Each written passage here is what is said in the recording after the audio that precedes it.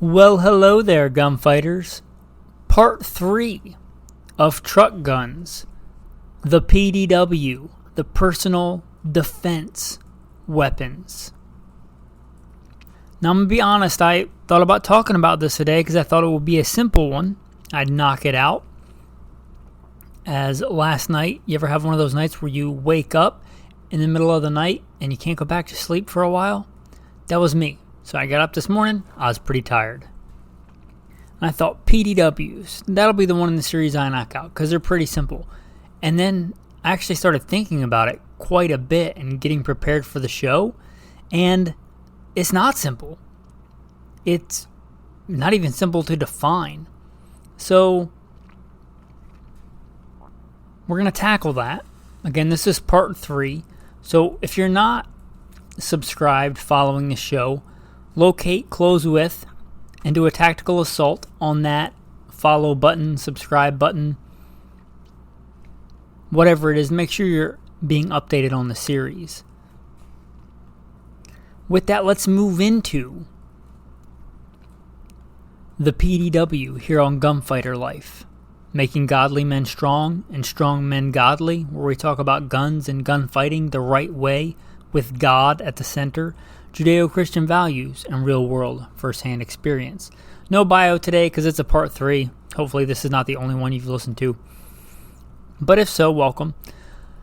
Okay, the personal defense weapon. Let us wax philosophical and do a deep dive. Maybe grab a cup of coffee. We'll sit down and reach into this ether, this ethereal realm that is the P.D.W. What is a P.D.W? Again, not even easy to define. Personal defense weapon doesn't really help us because, most of the things we're going to talk about in the truck gun series and a lot of the guns that exist are personal defense weapons. But the way I think makes the most sense to define it is a weapon that is more capable than even a good full-size combat handgun, but less powerful or less effective depending on how you'd quantify that on a battlefield. It's not as capable as one of the go-to assault weapons of our day, the two de facto ones being the AK-47 and the M4, or ish, or even larger than that, but it would be somewhere in between those two.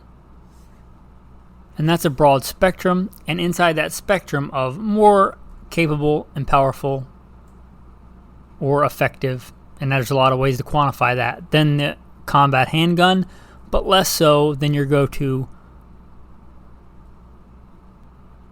intermediate caliber carbine assault rifle, and geared towards personal defense. Now, I think to get a grasp on this, let's look back in days of yore. What are some of the classic P.D.Ws? Some real classic ones I can think of. Going back to the very inception of practical, military policing role, semi-automatic handguns, there is this P.D.W. emergence. You see the Mauser broom handle with a stock. What is that if not a P.D.W?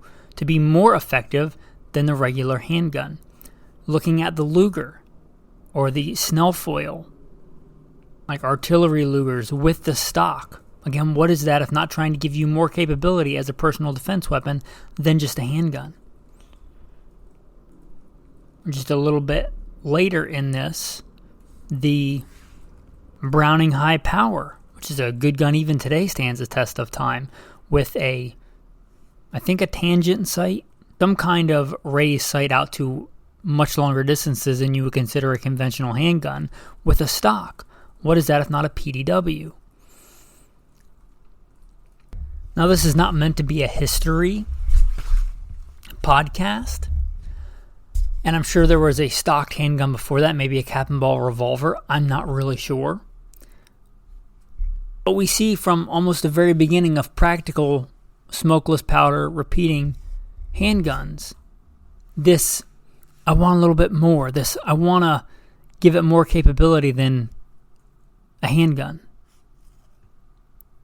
Well, that hasn't gone away. There are gunfighters. We still have that today with modern handguns. There are stocks for Glocks. There are the Roni conversion kits, which I said in earlier episodes that we would get to. And those kind of bridge the gambit from a pretty simple stocked handgun to trying to turn it into a carbine or a carbine conversion. But I think is where we're going to start today. I think these absolutely can increase the firepower over a traditional handgun. Okay, and for this, what we need to do is take all the tax stamp stuff, lick the tax stamps, stick them somewhere, and put them proverbially on the table for a while, because we need to do this thought experiment as if those didn't exist, and then we'll bring them back into reality because they do exist for us.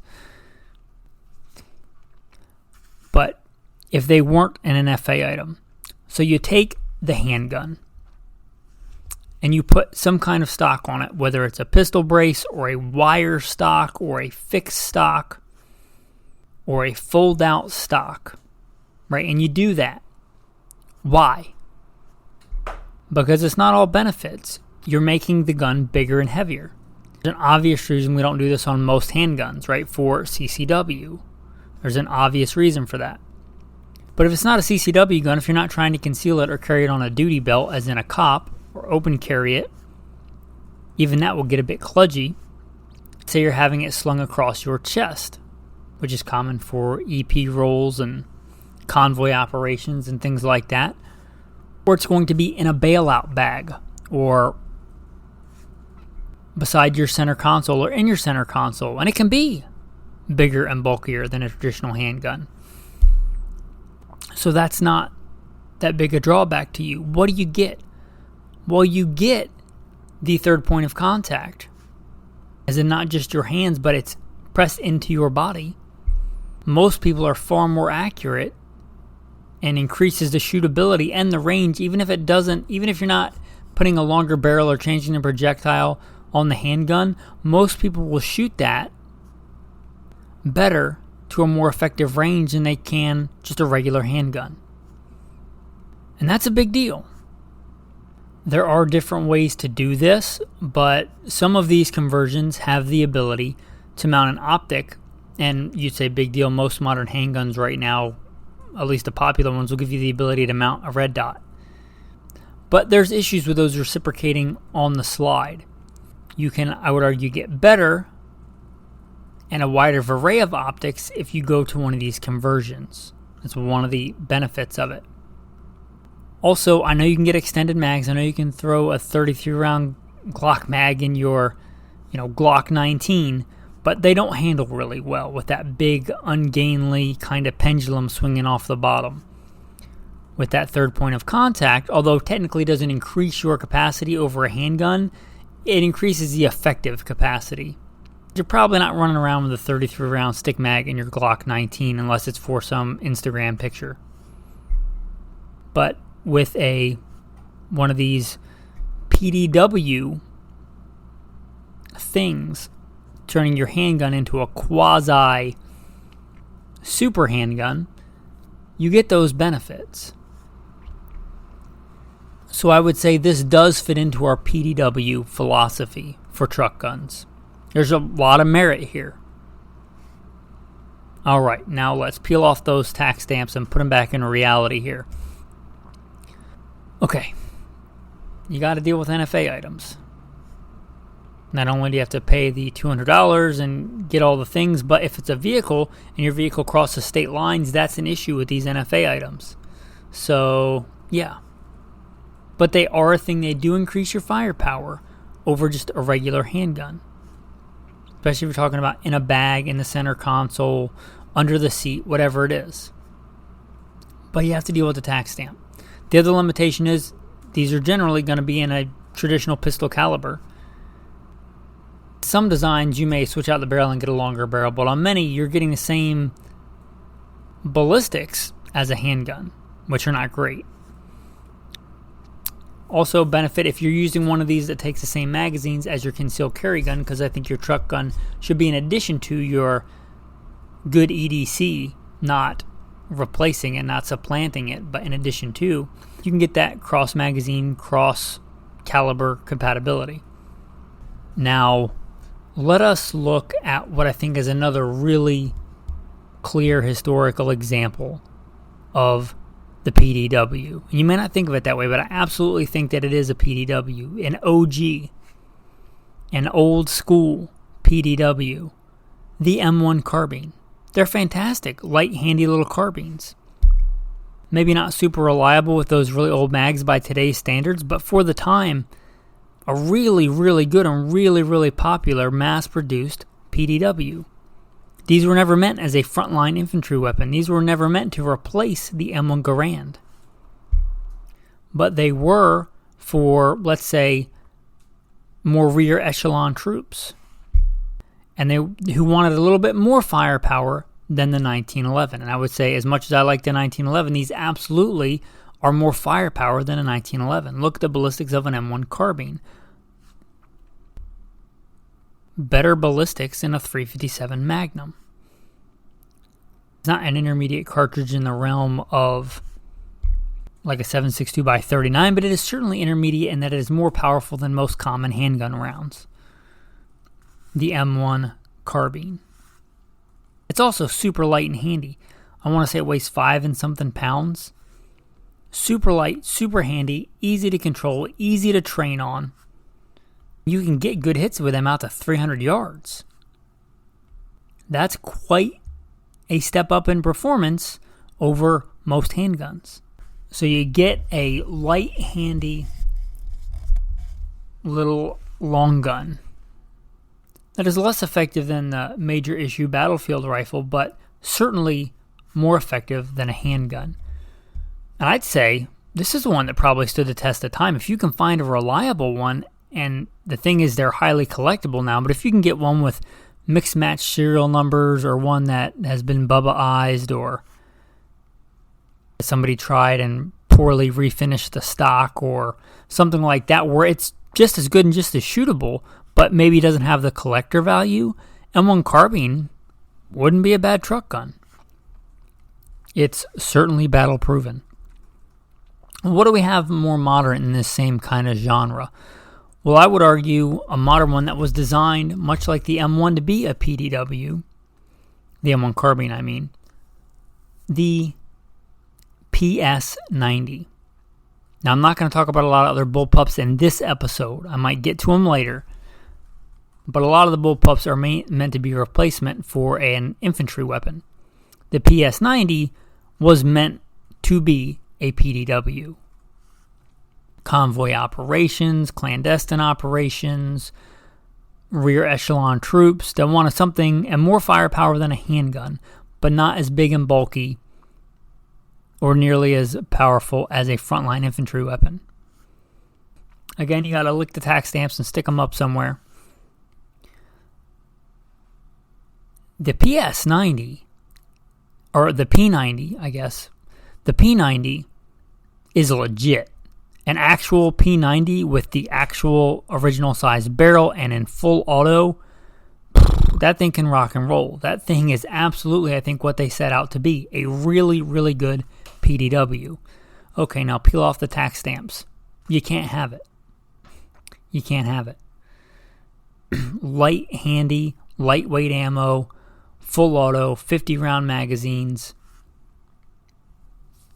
I would argue more capable, longer range, better armor piercing than most handguns. However, can't have the armor piercing ammo, and I say can't, it's not easily available.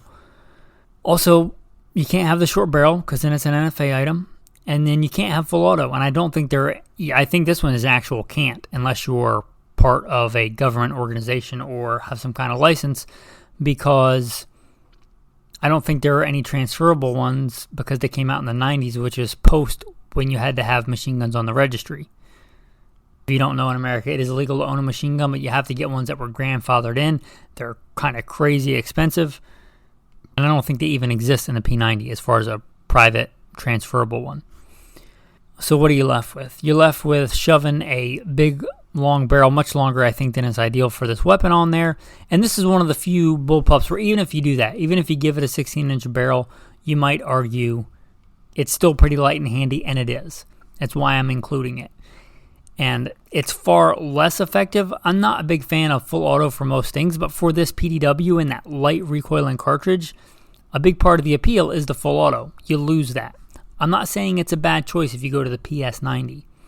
Maybe you want to get a tack stamp and get the short barrel and just rock with your P90 or PS90. Or maybe you want to go with the 16-inch barrel.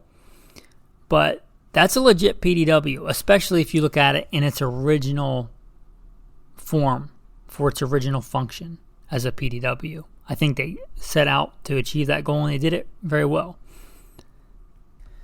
Okay, now let's look at taking real common, especially here in America, America's rifle. I know that's not what it stands for, but the AR-15, and we make it even shorter and smaller. Okay, lick the back of the tack stamp, stick it up for a second. This was really nice when you had the pistol brace option. It was really nice. It made a lot of sense. It made a lot of sense for a P.D.W. You lose some ballistics when you go cutting down a barrel. You lose ballistics when you go from the regular full-length rifle, the M16A1 or A2 or A4, to the M4. You lose ballistic capability. It is less powerful round for round than with the 20-inch barrel. You lose even more when you cut it down. And I know some of you are just itching to, you're like wanting to tell me 300 blackout, we'll get there. 300 blackout, we'll get there. But you stick with the 5.56 and you cut it down and you lose some of those ballistics. But you still get pretty decent ballistics, in my opinion, if you're talking about a 12.5, 11.5 inch barrel in that range. Certainly more effective than most handguns, so it's still in there. And when you had the pistol brace option, it was sweet. No tack stamp, you could drive across state lines. A really good truck gun P.D.W. option. And then it went away. Sad day. Take a deep breath.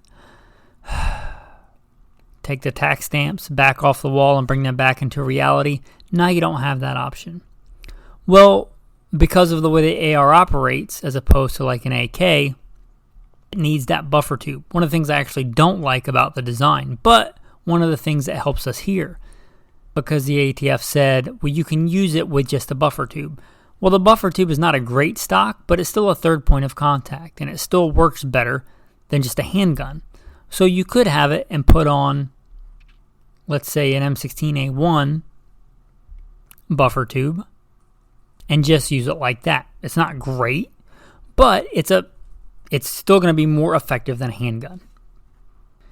And I think you get to the point where you're kind of releasing a flashbang on yourself with noise and concussion when you get below a certain barrel length and you lose a lot of ballistics. So I'm going to say in this, you lose more than you gain if you go below, let's say, 12.5, 11.5, certainly 10.5. I wouldn't go any shorter than that unless you just want to have fun and be obnoxious at an indoor range.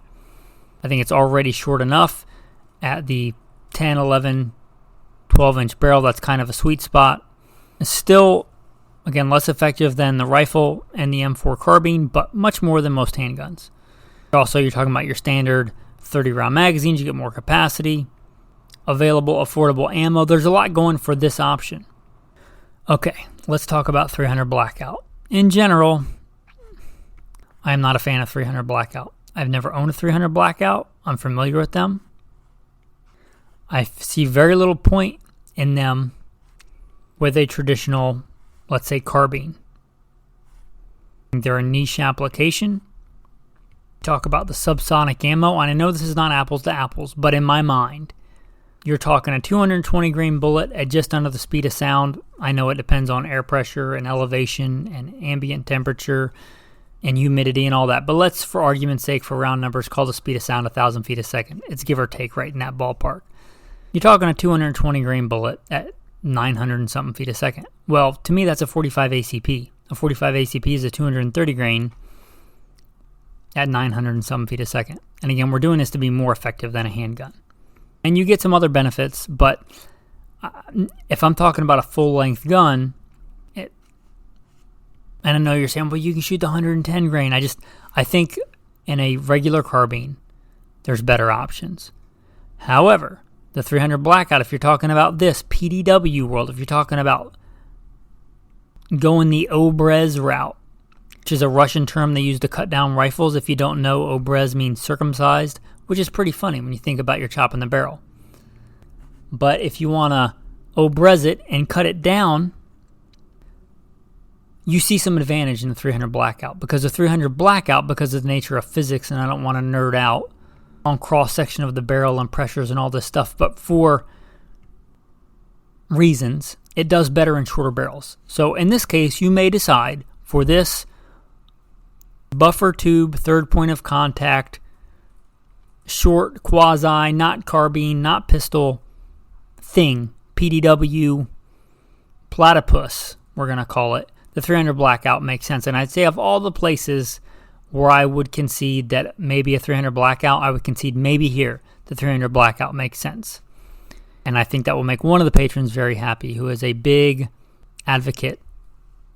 I guess cheerleader is unisex because George Bush was a cheerleader. So, yeah, he's a cheerleader for this round. So I think he'll like that. I think of all the places it makes sense, if you want to go with a short barrel, even shorter than 10 inch, but 7 inch, 9 inch, quasi, platypus, rifle, pistol thing, and you want to rock it in 300 Blackout, there you go. I think perhaps one of the best options for the P.D.W. realm, and I'm not saying the P.D.W. realm is the best realm for a truck gun, but short, light, handy, and you could put it under a seat. You could slip it, a lot of the like driver seats in the back that have that big pocket, you could slip it back there with a single point sling wrapped around, so you could literally just grab it and pull it into the front seat. They're small enough that you could, if you went to a higher threat level, like a color code orange, if you know your Jeff Cooper color codes, if you're going to a higher color code, you got civil unrest going on, you got mass crime afoot, you can rock that thing on your chest. Even rock it on your chest with a pretty big jacket, and it's, again, certainly more firepower than a regular handgun. Although the buffer tube as a third point of contact is not ideal, it, coupled with a single point sling, you can make stuff happen with it if you want. So that makes a lot of sense here. Okay, the other option, and we already did pistol caliber carbines, but in general for legal carbine it's a 16-inch barrel. If we look at a historic, that's better English there. A historic example, not quite as old as the M1 carbine, but pretty old school at this point. We're talking the MP5. Iconic 80s action movie star. An action movie star in the gun world as big as Arnold Schwarzenegger in the people world. The MP5. The MP5 is a fantastic design. The fluted chamber gives you good accuracy. It's a closed bolt design, which I won't get into, but it's a really good design. It's an accurate design. It's a smooth recoiling design. It is really good with its short barrel and its full auto. But sadly, those stamp things again, which means you can't have that, which means if you're going to rock it in any kind of quasi P.D.W. realm, you're probably, since the pistol brace thing again went away, you're probably going to rock it with a single point sling, which is okay. If I'm choosing, and I like the MP5, if I'm choosing between the MP5 with no kind of stock and a single point sling doing like the push out technique and an AR platypus thing with a third point of contact in the buffer tube, I'm going to take the buffer tube. I like a third point of contact. I like that. It's not as good as a regular stock, but I think it's better than pushing out on the single point sling. I know there are techniques to do it. I'm familiar with rocking a single point sling. I'm familiar with the MP5. I just think out of those two options, I'm going to go the other route. If you want to go the HK MP5 or civilian version SP5, then go for it. Rock it. You also lose the full auto, though, which is a big part of the effectiveness, much like the PS90, because you're still talking 9mm, you're talking out of a slightly longer barrel than a traditional pistol. There are different versions of the MP5. For this, I'd be talking about the smaller one for the P.D.W. If you want to go the tax stamp route and not cross state lines, then there you go for a P.D.W. But it was designed for that, and you're losing the full auto capability, though, and the full auto capability is a big reason why these things are very popular in certain circles. And I worked more specialized assignments in law enforcement, very familiar and have quite a lot of experience as a private contractor and in the executive protection realm. There's a reason these things are popular, but a lot of that reason is the full auto, which sadly most of us as civilians, let's just say, not on the table for most of us. Again, for most other bullpups, they are generally meant to replace, for an army, for an infantry, a mainline battlefield weapon. So I don't think they belong here in the P.D.W. We might get to those in a future episode on the truck gun series. Now, obviously, there are a lot of other models, but I think they fit into one of these kind of genres that we talked about. There's the Chris Vector, but just take what I said about it and apply it like the MP5. Most of the things I said about it will apply to the Chris Vector. Again, a lot of that capability I think has been neutered with the negation of full auto. Or if I didn't talk about the Crank-Off. It's a cool little gun, but it's a tax stamp thing. And whatever I said about the short-barreled AR, you can apply that. You should be able to think critically and apply that to the Crank-Off. Or if I didn't mention your favorite. There is one other kind of genre that I want to talk about because I don't think it really fits in well with the other ones. And that is the CMMG Banshee. CMMG is not a sponsor here. I take no sponsors. If you hear advertisements, by the way that works if you're not hip on the world of podcasting, I have a host. I upload to the host, in my case, Spreaker. Spreaker puts it out in the ether to like Spotify, Apple Podcast, iHeartRadio, Amazon, all those places. They put in the commercials. So anything you hear as a commercial, I have no idea. And it's because I live as a nomad, just getting off on a little bit of a tangent. It depends on where you live. Like, I'm here in Alaska, I hear ads about Alaska. When I'm in a place with a large Hispanic population, I hear ads in Spanish. So the ads that I hear when I listen to the podcast are not what you hear when you listen to the podcast. Anyway, I take no sponsors here. CMMG is not a sponsor, but I think they do something really cool here. The CMMG Banshee. Because of the uniqueness, and I mean that in a nice way. Normally, I'm not a big fan of the buffer tube, but here it helps us out because, again, it's our third point of contact. And because you kind of have it there and you can use it as the buffer tube, not as good as a stock, not as good as a pistol brace, but it's something. CMMG Banshee, I think, is its own kind of little subclass of P.D.W. Now, there are a lot of AR-based PCCs and sub-caliber things, but many of them use a straight blowback. And that's a simple system and it has its advantages, but it has its disadvantages. And you would be surprised at what these small compact guns recoils like with a straight blowback. It's got a lot of reciprocating mass. And again, without nerding out on physics and dragging Isaac Newton into this, let's just say they have a lot of recoil for their size because you have a lot of reciprocating mass slamming back and forth.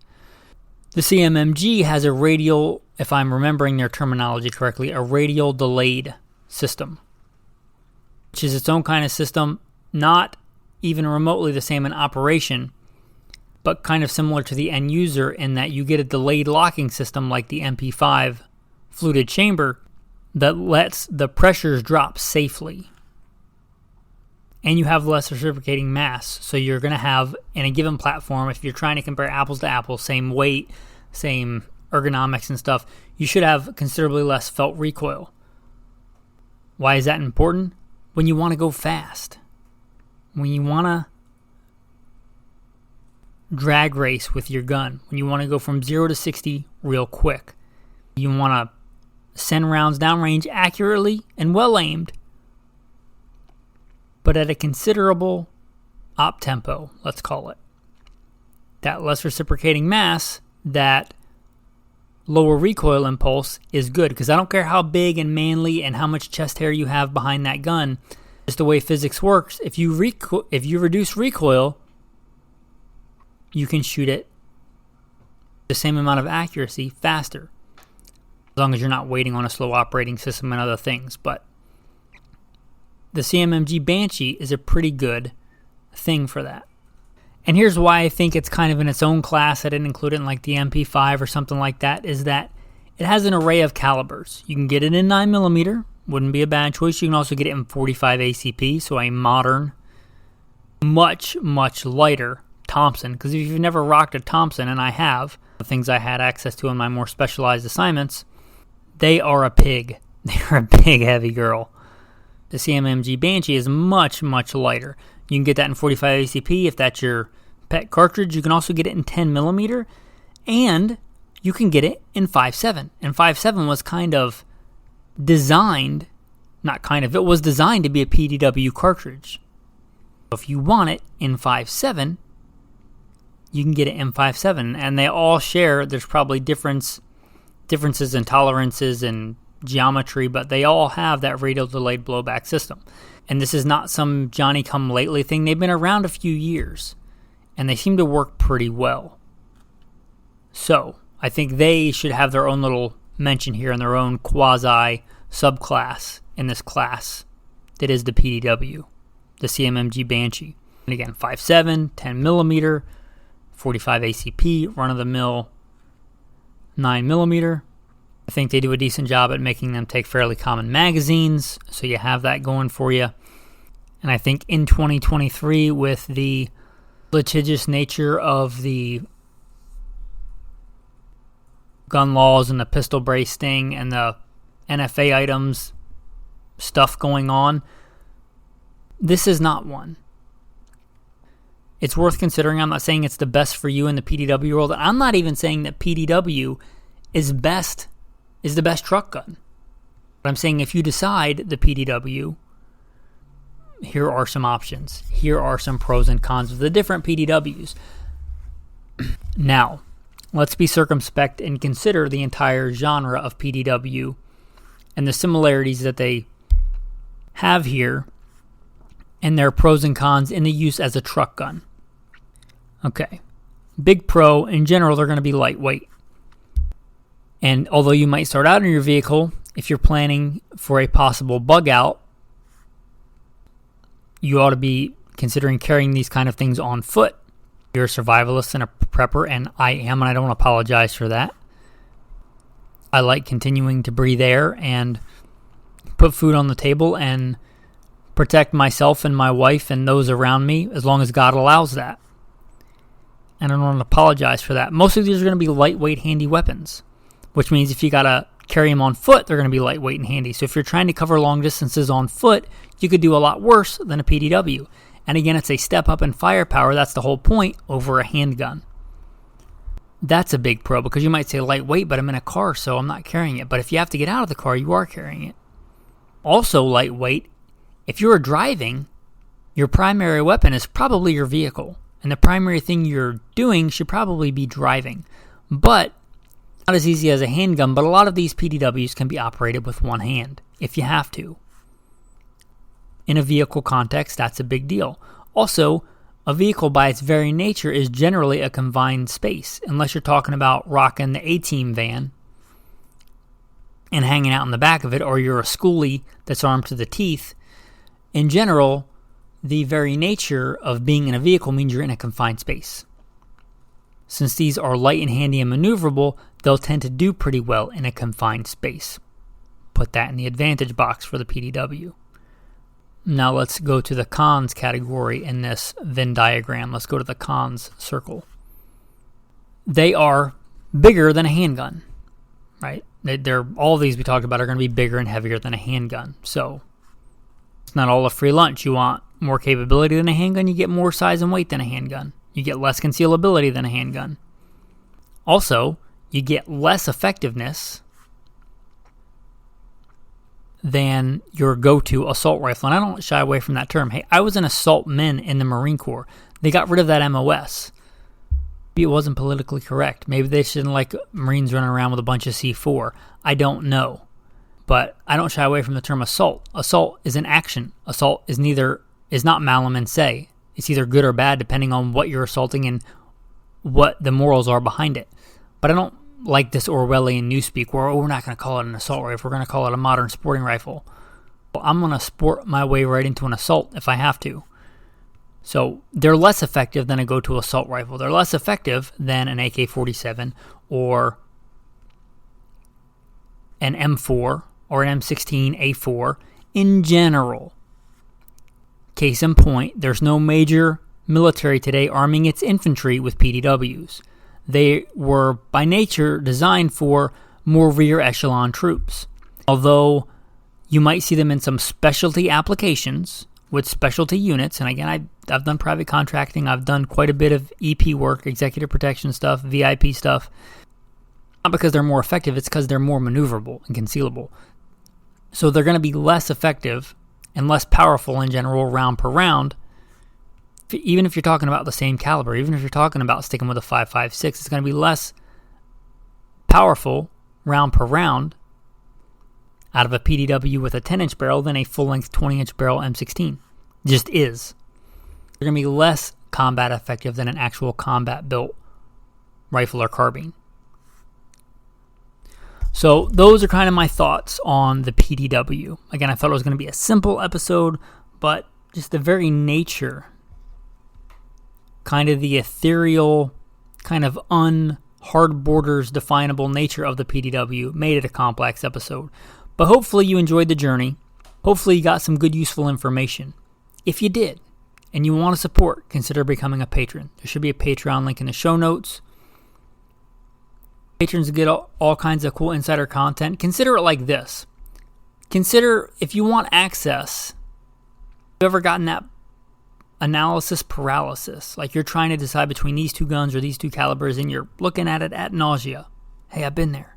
If you want to reach out to somebody with decades of military, law enforcement, private contracting, hunting, and other experience, and you think that's worth $1 for the opportunity to do that, you can become a patron. You can give more than $1, but just for $1. It's not just me in there. We have an insider group where iron sharpens iron. I don't know everything. There's guys that know a lot more about different subjects than I do. But if you think that's worth $1, that being able to ask and get an answer on, I'm really trying to figure this out, and you would like help, consider becoming a patron. Also, if you just want to support the show, the prime directive to make godly men strong and strong men godly, consider becoming a patron. Also, again, like, subscribe, follow the show, leave a review, hit some stars if you want to do that too. With that, let's roll into the tactical tip of the day. I've given this as a tactical tip before, but it's been a minute. I'm in general not a big fan of green tip. I wasn't a big fan of it when I used it in the sandbox, when I was deployed with it. I'm not a big fan of it in general. It's, I think, very poor quality as far as accuracy goes. It's not really good for terminal performance on soft targets. I don't like it as my go-to ammo. I think it's way overrated. Much like the 300 Blackout, I think in this niche, it makes a lot of sense. Sometimes. I still wouldn't have it as my go-to ammo in my truck gun if you decide your truck gun is going to be a 5.56. However, I think it may be good to have a magazine in addition to your actual loadout of green tip, barrier penetrating ammo. Why? Because it's a truck gun. It's probably likely, if it's a truck gun, that you're going to have to shoot through your vehicle and or into somebody else's vehicle, which includes sheet metal and window glass and dashboards and all that stuff. And for that application, even stopping a vehicle, disabling a vehicle, because vehicle rammings are a thing used in mass casualty incidents just like firearms are. For that, for anti-vehicle stuff, the green tip makes a lot of sense. So if you're going to run a 5.56 platform as your truck gun, you may consider a magazine of the green tip. Still need to test it, make sure it shoots in your acceptable point of aim, point of impact, or know where the holdover or the adjustment is for that. But it's a good thing to have in your proverbial back pocket. My advice, if you're going to do that, take some green tape and mark it, because it just makes sense, right? Green tip, green tape. Or get an actual green magazine. Like, remember when the zombie craze was all the thing? If you can find a green, obnoxious colored magazine, you know it's not your normal go-to defensive ammo. Again, I think for the truck gun application, it makes a lot of sense. That's your tactical tip of the day.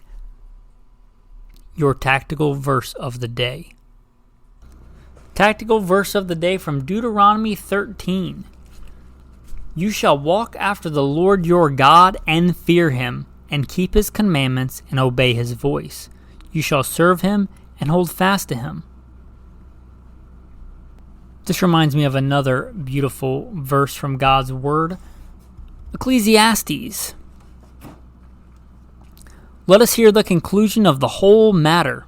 You might want to pay attention to this. Let us hear the conclusion of the whole matter. Fear God and keep his commandments, for this is the whole duty of man. For God shall bring every work into judgment, with every secret thing, whether it be good or whether it be evil. Thanks for listening, men, and have a blessed day.